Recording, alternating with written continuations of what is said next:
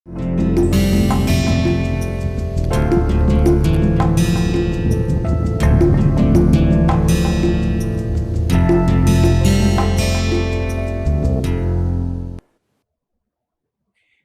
इस वीडियो में हम नए चैप्टर की शुरुआत करें।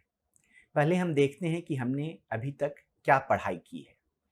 हमने इकोनॉमिक्स का डेफिनेशन सीखा है, हम इस कोर्स के बारे में समझें कि इस कोर्स में हम क्या करना चाहते हैं। उसके बाद हमने पहला चैप्टर किया था, वो था मांग, पूर्ति एवं बाजार का संतुलन। तो हमने देखा कि बाजार में दो पक्ष होते हैं, एक पक्ष क्रेताओं का होता है, खरीदारों का होता है, और दूसरा पक्ष जो है सो विक्रेताओं का होता है, सेलर का होता है ना।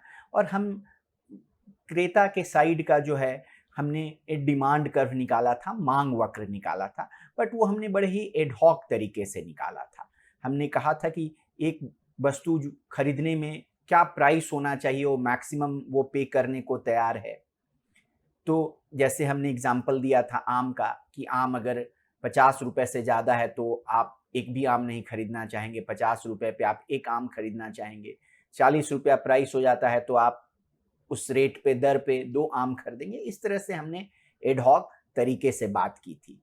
उसी तरह हमने सेलर साइड में हमने बात की थी कि सेलर प्रोडक्शन करता है और प्रोडक्शन में जो है वो प्रॉफिट मैक्सिमाइज, अपने प्रॉफिट का अधिकतमीकरण करना चाहता है, और उसके वजह से हम उसका सप्लाई कर्व हमें मिलता है। और हमने देखा था कि बहुत सारे क्रेताओं को मिला दें सबके साथ तो हमें मार्केट का डिमांड मिल जाता है, और सभी विक्रेताओं को एक साथ मिला दें तो हमें मार्केट का सप्लाई कर्व मिल जाता है, और दोनों के मिलने से एक बाजार में संतुलन होता है, जिससे बाजार में उस वस्तु की मूल्य तय हो जाती है, और हम उस मूल्य पे कितनी वस्तुएं खरीदते और बेचते हैं ये भी पता कर लेते हैं। तो एक इक्विलिब्रियम क्वांटिटी और इक्विलिब्रियम प्राइस हम निकाल लेते हैं। इसका डिटेल हमने पढ़ा। हमने इसके साथ साथ इलास्टिसिटी के बारे में पढ़ा, इसके साथ साथ हमने गवर्नमेंट के इंटरवेंशन के बारे में पढ़ा, और टैक्सेस के बारे में भी हमने पढ़ा।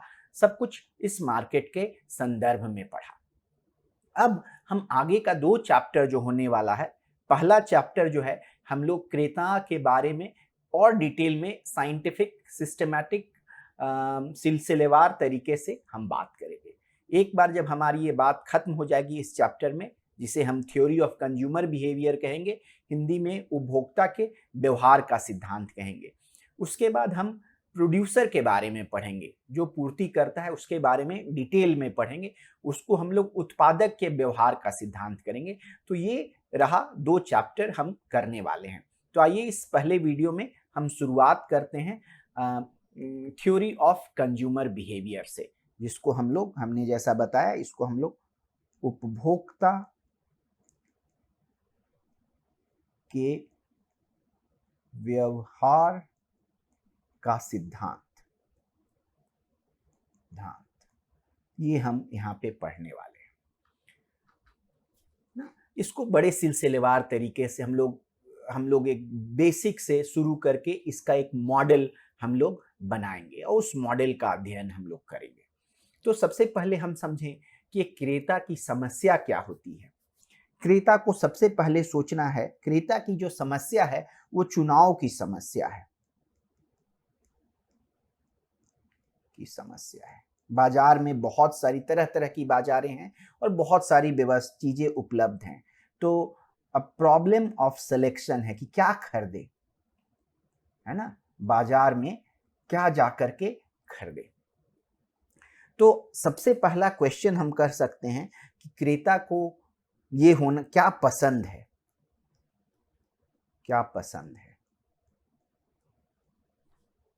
दूसरा, क्रेता को समस्या जो है वो समझना होगा कि वस्तुओं और यहाँ पे हमारा तात्पर्य वस्तुओं और सेवाओं दोनों से है, वस्तुओं के मूल्य क्या हैं,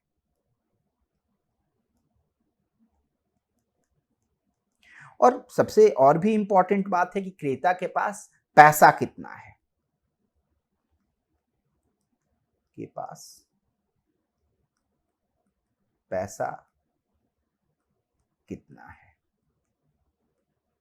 पैसा या रुपया कितना है ना। तो ये 3 चीज काफी एक क्रेता के लिए इंपॉर्टेंट है।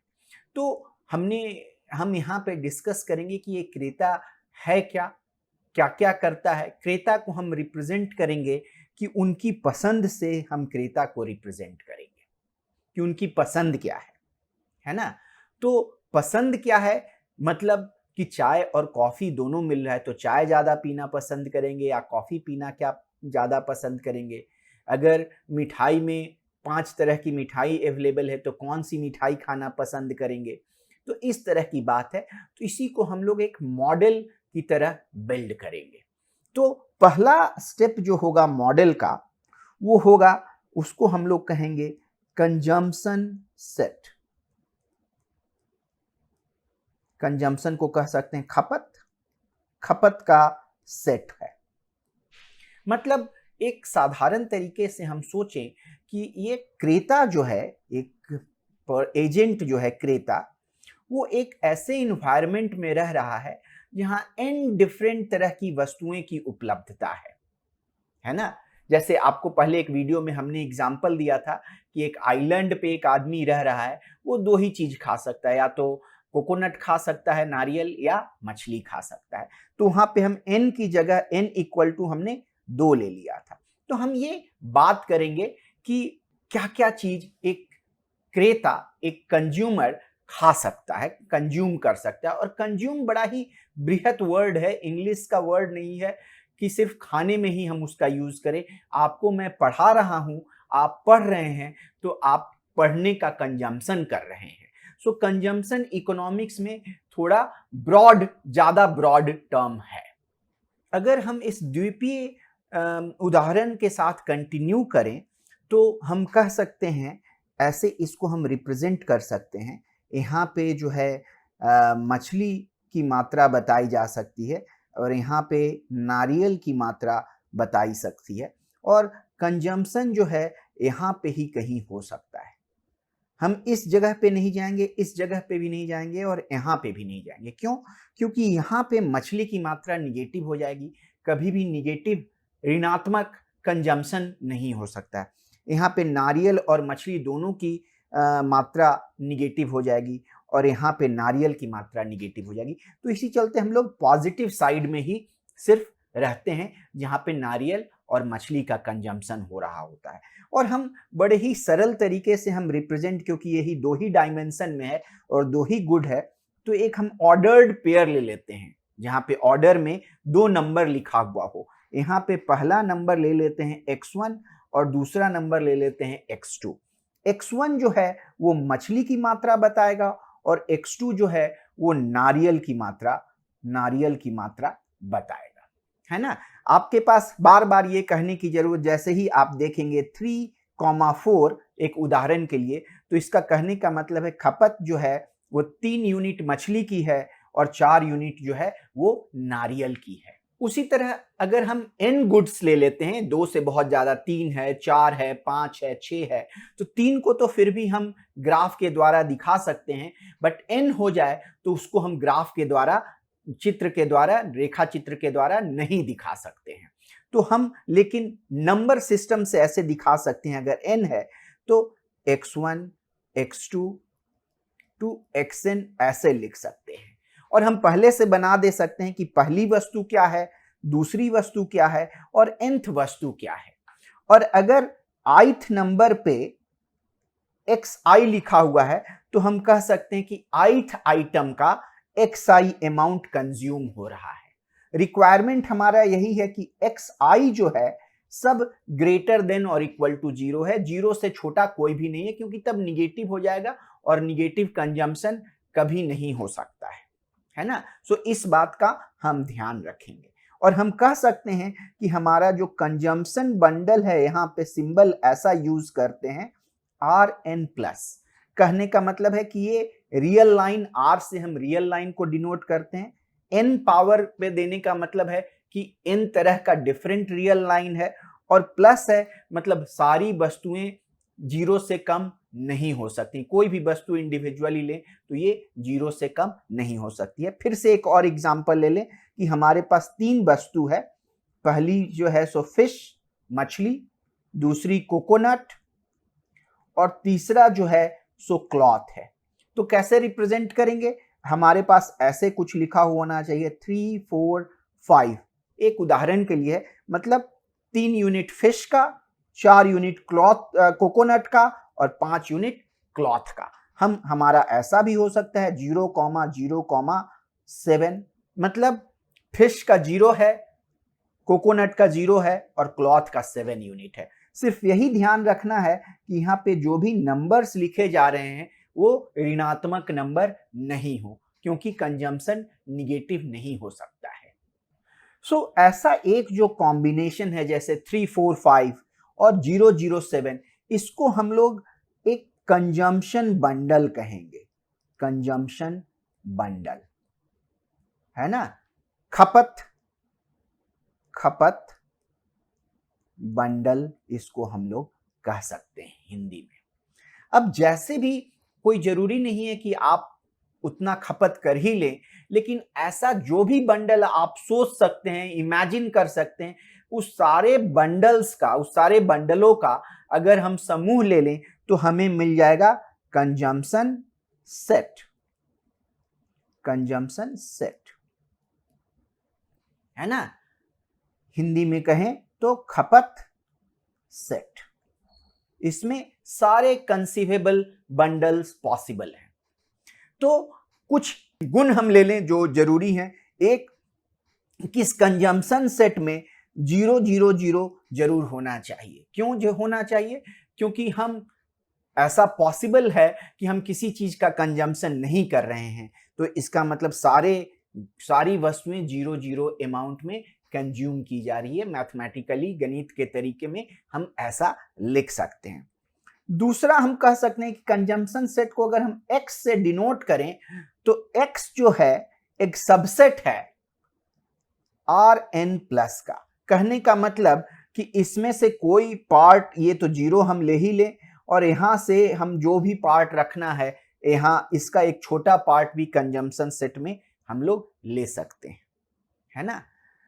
तीसरी बात हमको कहना है कि अगर एक बंडल कंजम्पशन सेट में है और दूसरा बंडल भी कंजम्पशन सेट में है, तो दोनों का जोड़ भी जो है वो कंजम्पशन सेट में होगा।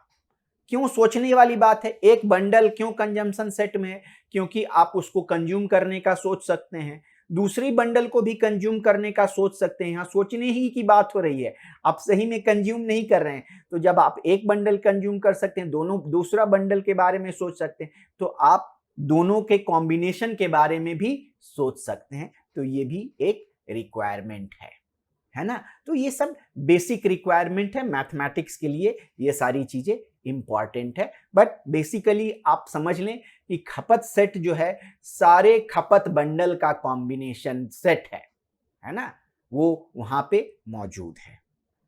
आइए अब दूसरी बिल्डिंग ब्लॉक के बारे में हम देखते हैं। दूसरी बिल्डिंग ब्लॉक को हम लोग कहेंगे फिजिबल सेट, है ना। इसको हिंदी में हम लोग कह सकते हैं संभव सेट या संभाविक सेट। संभव सेट, यहां पे ये जरूरी हो जाता है सोचने के लिए। तो हम कुछ भी सोच सकते हैं।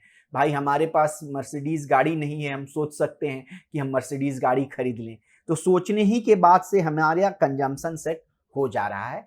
थोड़ी देर बाद में क्लियर होगा कि हम कंजम्पशन सेट के बारे में क्यों हम अपने डिस्कशन में इसको क्यों लाते हैं और हम फिजिबल सेट से क्यों नहीं शुरू करते हैं। क्योंकि फिजिबल सेट जो है ऐसे सारे खपत बंडलों का समूह है जो कि हमारे पास जिसका कंजम्पशन करना संभव है ना। क्यों संभव है? क्योंकि हमारे पास जो पैसा है और इन वस्तुओं के जो मूल्य हैं, हमारे पैसे से ये वस्तुएं खरीदी जा सकती हैं, या हमारे इलाके में ये सामान मिल रहा है तो हम इनका कंजम्पशन कर सकते हैं। तो फिजिबल सेट वह सेट है जिसका हम लोग कंजम्पशन कर सकते हैं। बहुत सारे बंडल जो कि कंजम्पशन सेट में हैं वो फिजिबल संभव सेट में नहीं होंगे, क्योंकि उनके प्राइस की वजह से, उनके अनअवेलेबिलिटी की वजह से हम उसका कंजम्पशन नहीं कर पाएंगे। इकोनॉमिक्स में जो ये कंस्ट्रेंट संभव सेट बन रहा है वो पैसे की भी वजह से बन रहा है, ज्योग्राफी की भी वजह से बन रहा है, समय की भी वजह से बन रहा है। ज्योग्राफी से क्यों? कि कोई चीज़ हम सोच सकते हैं कि हम इसे इसका कंजम्पशन करें, बट यहाँ पे अभी अवेलेबल ही नहीं है। लेकिन हम अपने को लिमिट रखेंगे सिर्फ मूल्य की वजह, मूल्य और प्राइस एंड हमारे आय की वजह से जिन चीज़ों का कंजम्पशन हम कर पा रहे हैं उसी को हम फिजिबल सेट में रखेंगे। हम ज्योग्राफिकल रीजन से जो हो रहा है उसका क्या करेंगे, हम मान लेंगे कि उसका मूल्य इतना ज़्यादा है कि गिवन हमारा जो इनकम है, हमारी जो आय है, उन वस्तुओं का कंजम्पशन हम बहुत ज़्यादा मूल्य की वजह से नहीं कर पा रहे हैं। सो हम हर कंस्ट्रेंट को कंसीडर कर सकते हैं, लेकिन मूल्य लेकर ही कंसीडर कर सकते हैं। तो आइए अपने को लिमिटेड रखें मूल्य में। ऑल्सो आगे हम लोग डिस्कशन को सिंपल रखने के लिए हम बात करते हैं जहां कंजम्पशन सेट जो है 2 डिमेंशनल है, मतलब 2 ही वस्तुएं हैं जो कि समाज में कंज्यूम की जाती हैं। आप कहेंगे कि क्या होगा जब तीसरी वस्तु है होगी, हम बताएंगे कि एक बार हम 2 वस्तु का कॉन्सेप्ट समझ जाएं तो 3, 4, 5 का समझना उतना मुश्किल नहीं होता है। सो आइए शुरुआत करते हैं एक सिंपल केस से। यही आइलैंड इकोनॉमी हमारी रहेगी, द्वीपीय अर्थव्यवस्था, जिसपे 2 चीज हम जो है कंज्यूम कर सकते हैं। एक जो हो गया आपका मछली हो गया और दूसरा आपका नारियल हो गया। हम इसी से कंटिन्यू कर रहे हैं। यहाँ पे आपका मछली है और यहाँ पे आपका नारियल है। अब यहाँ पे कहिए द्वीपीय अर्थव्यवस्था है, कोई किसी के पास पैसे तो है नहीं, तो पैसों की बात नहीं करके हम समय की बात करेंगे। तो मछली को हम M से रिप्रेजेंट करें, या इसको चलिए F से रिप्रेजेंट करते हैं, फिश हो जाएगा इंग्लिश में, इसको हम लोग फिश से रिप्रेजेंट करेंगे। और नारियल को हम लोग C से रिप्रेजेंट करेंगे। आप F से फूड भी समझ सकते हैं और C से क्लॉथ भी समझ सकते हैं, बट इंपॉर्टेंट नहीं है। कहिए जो आदमी इस आइलैंड पे, द्वीप पे रह रहा है, मैक्सिमम 8 घंटे स्पेंड कर सकता है। और कहिए कि PF जो है अमाउंट ऑफ टाइम है, समय की मात्रा है, 1 यूनिट मछली पकड़ने में आपको लगेगा। और PC जो है अमाउंट ऑफ टाइम है, वो 1 यूनिट कोकोनट गैदर करने में, जमा करने में लगेगा। तो चूंकि मान लिया जाए आपके पास अधिकतम 8 घंटे ही हैं, तो आप क्या कंज्यूम कर सकते हैं इसमें। अगर आप F यूनिट मछली जमा करते हैं तो टोटल टाइम जो लग जाएगा F मल्टीप्लाइड बाई PF, क्योंकि 1 यूनिट में PF लग रहा है तो F यूनिट में PF multiplied by F time लग जाएगा आपको। उसी तरह C यूनिट कोकोनट जमा करने में, नारियल जमा करने में आपको PC मल्टीप्लाइड बाई C लग जाएगा। और ये जो है 8 से कम होना चाहिए, क्योंकि हमने बात किया है कि टोटल 8 घंटे ही आप उपयोग में ला सकते हैं नारियल जमा करने और मछली जमा करने में। ये 8 कोई स्पेशल नहीं, 8 की जगह आप 10 रख सकते हैं, 10 की जगह 12 रख सकते हैं, 24 रख सकते हैं। लेकिन 24 घंटे तो आप मछली नहीं पकड़िएगा और कोकोनट नहीं जमा कीजिएगा, सोइएगा भी, आराम करना भी जरूरी है। इसलिए 8 एक जस्ट नंबर है। 8 आपको अच्छा नहीं लगे तो इसको के ले लीजिए, कोई फर्क नहीं पड़ता है। अब ये जो इक्वेशन है, इसमें यहाँ पे जो सिंबल है ये है लेस देन और इक्वल टू, मतलब जो समय जो आपका इतना लग रहा है वो 8 या 8 से कम होना चाहिए। तो इसमें हम 2 तरह की चीजें ले लें। एक हम लिख लें इसमें कि जब आप इतना कोकोनट और फिश रखते हैं कि ये टोटल 8 लग जाए, है ना। आप देखेंगे कि x एक्सिस पे F है एंड y एक्सिस पे C है। तो इसको हम थोड़े डिफरेंट तरीके से भी लिख सकते हैं। इसको हम ऐसे लिख सकते हैं, C मल्टीप्लाइड बाई PC। इस चीज को हम इस तरफ ले गए तो ये हो गया 8 घटाओ PF मल्टीप्लाइड बाई F। और आगे भी पूरे को हम PC से डिवाइड कर सकते हैं, क्योंकि PC 0 नहीं है। कोकोनट जमा करने में कुछ तो समय लगेगा उस आइलैंड पे, तो हर साइड जो PC से डिवाइड कर दें तो ये हो गया 8 by PC minus PF by PC multiplied by F। हम पहले भी सीख चुके हैं कि इक्वेशन ऑफ लाइन हम ऐसे लिख सकते हैं, y is equal to mx plus c। y आपको ऊर्ध्वाधर अक्ष पे दिया जाता है, x आपको क्षैतिज अक्ष पे दिया जाता है, m जो है सो लाइन का ढलाव होगा और c जो है सो इंटरसेप्ट होगा। तो यहाँ y जो है इक्वल टू c है और x जो है इक्वल टू f है, तो हम कह सकते हैं कि ढलाव जो है minus P F by P C है। जब ढलाव एक निगेटिव नंबर होता है, ऋणात्मक नंबर होता है, इसका मतलब ढलाव इस तरह से लाइन जा रही होती है, नीचे की तरफ लाइन जा रही होती है। अगर m पॉजिटिव होता है तो लाइन ऊपर की तरफ जा रही होती है ना। पहले भी हम डिमांड में और सप्लाई में देख चुके हैं इन चीजों को। तो हमें एक रेखा चाहिए जहां पे वर्टिकल इंटरसेप्ट जो है वो 8 बाई पी सी से दिया गया है और स्लोप जो है सो minus P F by P C से दिया गया है। तो आपको यहाँ पे एक ऐसा लाइन मिल जाएगा और ये जो होगा आपको यहाँ पे हो जाएगा 8 बाई पी सी, और ये निकालिएगा। इसको हमने और भी डिस्कस किया था, इसको दूसरे तरीके से लिख सकते हैं। दूसरे तरीके से कैसे लिख सकते हैं? हम इसको लिख सकते हैं, 8 को बाएं साइड ले आइए तो इसको लिख सकते हैं P F multiplied by F divided by 8 plus P C divided by 8 multiplied by C is equal to 1। इसको हम लोग लिख सकते हैं F divided by 8 divided by P F, यहां लिख सकते हैं 8 divided by P C is equal to 1। एक ऐसा भी हमने बात किया था लाइन का equation, x by A Y by B is equal to 1। ये जो है सो हॉरिजॉन्टल इंटरसेप्ट है क्षैतिज रेखा के साथ, क्षैतिज अक्ष के साथ, और ये जो है सो वर्टिकल इंटरसेप्ट है। तो a जो है यहाँ पे 8 बाई, दोनों एक ही लाइन का इक्वेशन है, ये जो है आपका 8 बाई पी एफ हो गया। कहने का मतलब क्या है कि अगर पूरे 8 के 8 घंटा मछली पकड़ने में लगाए जाएं तो इसका मतलब नारियल जो आप जमा कर रहे होंगे वो 0 हो जाएगा, और 8 घंटे में आप 8 डिवाइडेड बाई पी एफ मछली जमा कीजिएगा। यही वो पॉइंट बता रहा है। ये पॉइंट बेसिकली है 8 बाई पी एफ कॉमा 0, मतलब टोटल मछली आपको मिल रहा है 8 बाई पी एफ और टोटल नारियल मिल रहा है 0। उसी तरह से ये जो पॉइंट है ये कह रहा है कि पूरी के पूरे 8 घंटे आपने नारियल जमा करने में लगाए हैं, तो नारियल जो है आपको मिल रहा है 8 बाई पी सी और 0 आपको मिल रहा है मछली। सो ये पॉइंट हो गया, ये पॉइंट हो गया 0,8 बाई पी सी। पहले भी हम देख चुके हैं कि अगर क्षैतिज रेखा पे कोई भी पॉइंट ले रहे हैं तो उसका y कंपोनेंट, दूसरा वाला कंपोनेंट 0 होगा, और यहाँ पे अगर कोई पॉइंट ले रहे हैं इस लाइन पे, यहाँ पे, तो कोई भी पॉइंट ले रहे हैं उसका पहला कंपोनेंट 0 होगा, जैसे कि यहाँ 0 है पहला और यहाँ पे 0 है दूसरा कंपोनेंट।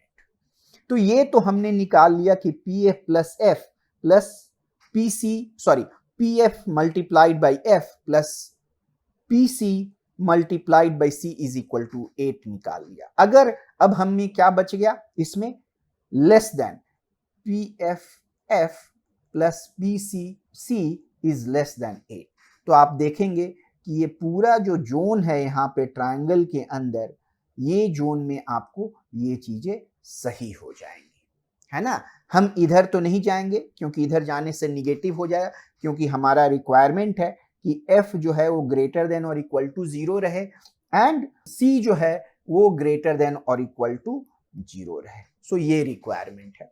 तो आपको यहाँ पे कोई भी यहाँ पे फिर से आपको मैं बना दूं सारी चीजों को बताते हुए, ये हो गया 8 बाई पी एफ, ये हो गया 8 बाई पी सी, ये हो गया आपको सी कोकोनट, ये हो गया फिश, ये हो गया 0,0, और ये सारा चीज जो है आपको सारे बंडल्स, यहाँ वो सारे बंडल संभव हैं, सारे बंडल फिजिबल हैं। जैसे एक पॉइंट यहाँ ले ले, चूंकि इसके अंदर है तो इस लाइन पे क्या हो रहा है, पूरे का पूरा 8 घंटा यूज हो जा रहा है मछली पकड़ने में और नारियल जमा करने में।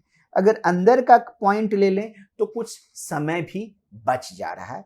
तो इस तरह से हमें फिजिबल सेट मिल जा रहा है। जो कुछ भी शेडेड जोन में है वो सब कुछ फिजिबल है, और यहाँ भी क्लियर दिखता है 0,0 भी शेडेड जोन में है, तो 0,0 भी फिजिबल है, क्योंकि 0,0 लें तो क्या आता है, हमारा इक्वेशन है P F multiplied by F plus P C multiplied by C, 8 से बराबर और छोटा होना चाहिए। अगर f 0 हो गया और c 0 हो गया तो किसी चीज से भी मल्टीप्लाई करें यहाँ भी 0 मिलेगा, और पी सी मल्टीप्लाइड बाई 0 भी 0 मिलेगा, और 0 तो 8 से छोटा है ही, तो इसीलिए ये भी फिजिबल है ना। अब यहाँ पे हम अगर कोई बिंदु यहाँ पे ले लें तो ये बिंदु क्या होगा, पहला 0 होगा, कोई वहां पे फिश नहीं है, और कोकोनट जो होगा 8 बाई पीसी से कम होगा।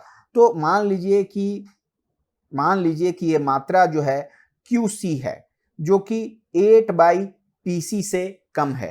तो और कितना टाइम लग रहा है एक यूनिट लाने में, पीसी लग रहा है, तो दोनों में अगर हम पीसी से मल्टीप्लाइड कर दें तो हमें मिल जाएगा PC QC is less than 8। तो ये भी हमारा फिजिबल है। इस तरह से कोई भी बिंदु ले लें इस शेडेड जोन में जहां पे शेड किया गया है, वो बंडल हमारा फिजिबल बंडल होगा।